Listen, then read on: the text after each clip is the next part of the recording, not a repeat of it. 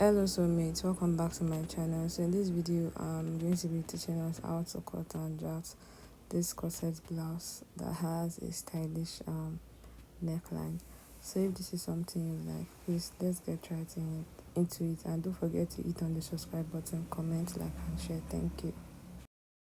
So I've gone ahead to place the horizontal lines for the front pattern. You can see the shoulder line, the chest line, the bust point, the under bust, the waistline, and you get your hip level. That is your waist to your hip. Whatever you have, you mark it down. Bear in mind that the front and back waistline, they are different. The measurements are different. The front and back waist measurements are different. Please take note of that. So I'm going to be placing half of the shoulder measurement on the shoulder line and on the chest line. So I'm going to go ahead and roll a straight line across.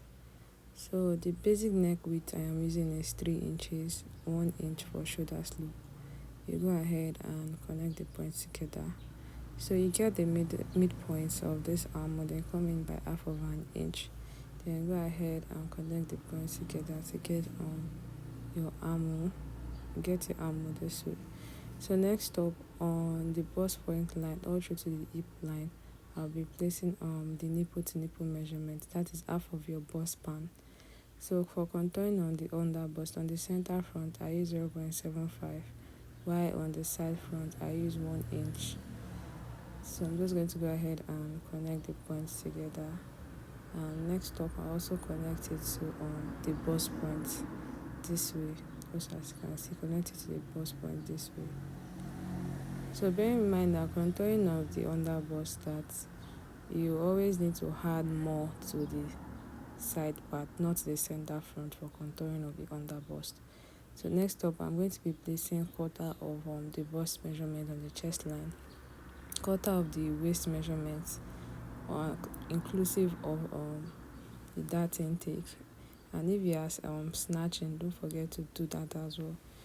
You also place quarter of your hip measurements plus the dart intake. You go ahead and connect the points together just like this. So I'm going to be putting the bust dart. That's the difference between the front and back waistline. This is 1 inch.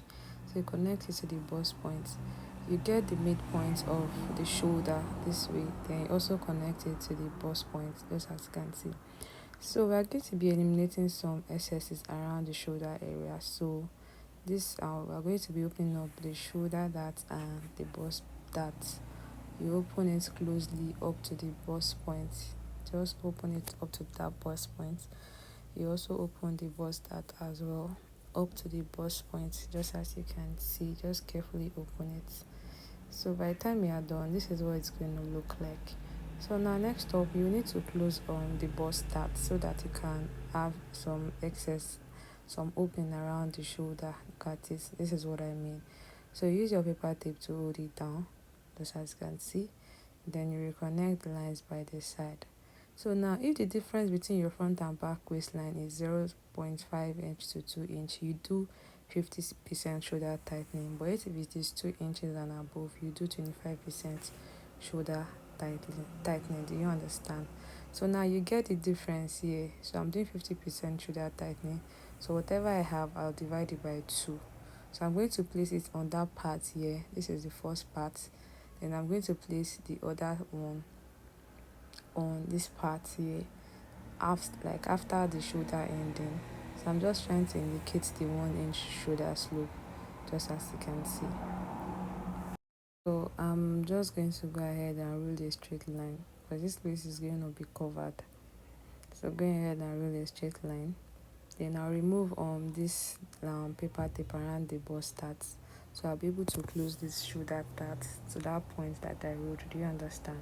So now you just make sure you use your paper tape to hold it down this way. So now next up, we are going to redraw the new shoulder line, just as you can see. You redraw the new shoulder line this way, just as you can see. Then you go ahead and connect it to the midpoint of the armhole, just as you can see. Connect to the midpoint of the armhole this way. So for the under bust, you want to close up that part, like just fill up that part with a piece of paper. Then you just use your paper tape to hold it down. Do you understand? So next up, you want to determine how high your chest will be, like how high your chest line will be. So in this case, I just marked on 1.5 inches above the chest line. So now how high depends on what you want. Do you understand? It depends basically on your choice. So I'm just going to be making the shoulder line more visible, just as you can see. So next up, on the chest line, I'm going to be marking 0.5 inches. This is for the bust bridge. That's the spacing around that part. So just roll a straight line across, just as you can see. So I'm going to be connecting the from the under bust to the bust bridge. You can see what I'm using. Just use the curvy part of your ruler this way to the bust bridge. So by the side, this person is not too busty, so I'm just coming in by 1 inch or 1.25. So you go ahead and connect it to the under bust. If it's somebody that is busty, there's a high probability you might use 0.5 or 0.75. Do you understand? So you go ahead and connect it this way, just as you can. So for the contouring of the over bust, on the center front I use 0.75, on by the side I used half an inch. Then go ahead and connect it to the bust point this way. So I'm also supposed to connect it to the chest line directly from that point, but I'm extending the chest line a bit, because if you notice it's not too deep. So I'm just going to go ahead and connect it this way, just as you can see. So whatever I have on this part, on this dart leg, I'll mark it on the other dart leg, so that it's going to be equal. So I'm just going to go ahead and connect it into the armhole this way, just as you can see. So I'm just going to be extending this dart leg to the shoulder. Remember I used 0.5 and 0.75 for contouring. I'll just be replacing 0.5 on that chest line, just as you can see. So I'll just try to reconnect it and blend it into the armhole line. So you just have to be careful when doing this part. So I'm just trying to reconnect it and blend it into this armhole. So I'm just going to do that again, and also connect the cup by the side. You have to blend it in. So I'm just trying to do that here. Just carefully follow the process, just as you can see. So this is what we have. Basically. The basic neck width I am working with is 3.5 inches. So that it doesn't choke, you need to determine what you use. So you go ahead and connect it this way, just as you can see. So now let's move to the bottom part. So below the waistline, I came down initially by 5 inches. Then go ahead and close on the dart this way. Then you connect it to the slanted line to the center front, just as you can see. I'm extending the line by the side by 0.5 inches. So I'll go ahead and reconnect the line, just as you can see. So you might feel this 5 inches is too small. You can come up by maybe 1 inch.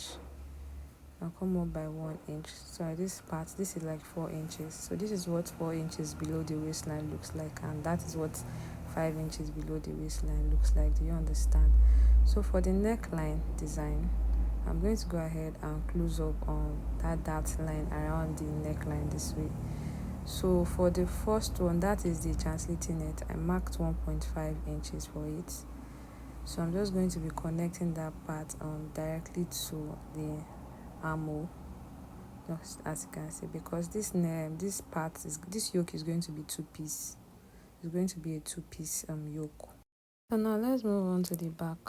So for the back, I'm gonna have to mark the chest line, the waistline, and the hip line. That's your waist to your hip. I'm gonna have to mark it for the back. So I'm gonna head to place the quarter of the shoulder measurement and on the shoulder line and on the chest line, just as you can see. So the neck width I am using is 3 inches, 1 inch for shoulder slope. You go ahead and connect it. So you get the midpoint here.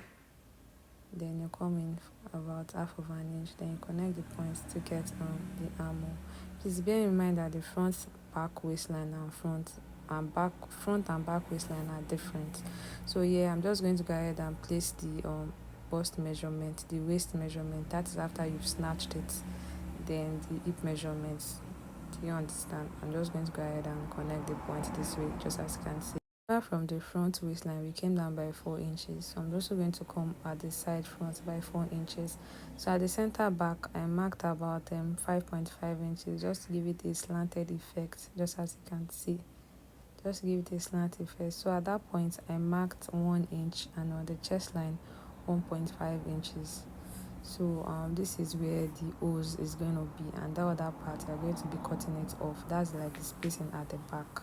For the neck width I marked on 1 inch, then you connect it like this, just as you can see. Then I came down for about 2 inches, just as you can see. Then you connect it this way. So like this is how open that the yoke at the back is going to be, just as you can see. So this is where the buttons will be. Below the waistline I came down by 0.75. Yes, you come down below the chest line, you come down by 0.75. So you connect it this way to the side chest line. So you divide that part by 2 this way. So you reconnect it back. You're just trying to eliminate excess around the back parts. So the part I'm marking X will be cut out. So because we've altered this neckline, so I'm just going to be a slanted line and 0.25 on both sides. So you are going to be closing that up so that you don't have it doesn't gape. So you can divide. If you don't want the back piece to be one, you can just share it into 2 this way.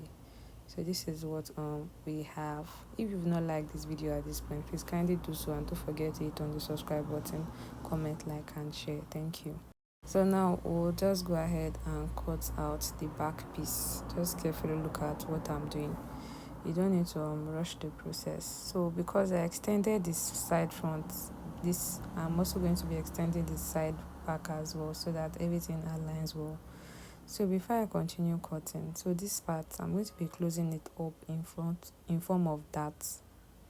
That is how you close it up. Then you go ahead and reshape the lines, because if you don't, there's going to be shortage.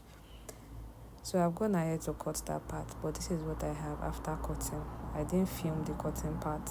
So I'm just going to go ahead and cut on the front.